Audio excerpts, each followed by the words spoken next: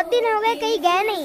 हाँ भाई चलते हैं, थोड़ी मजा मस्ती करते हैं। ठीक है, पर सबसे पहले हमें घर वालों से इजाजत लेनी होगी। बिना इजाजत कहीं जाना ये बहुत गलत बात है। हाँ भाई ये सही कहा आपने, हम इजाजत ले लेंगे। भाई वैसे हम कहाँ जाएंगे?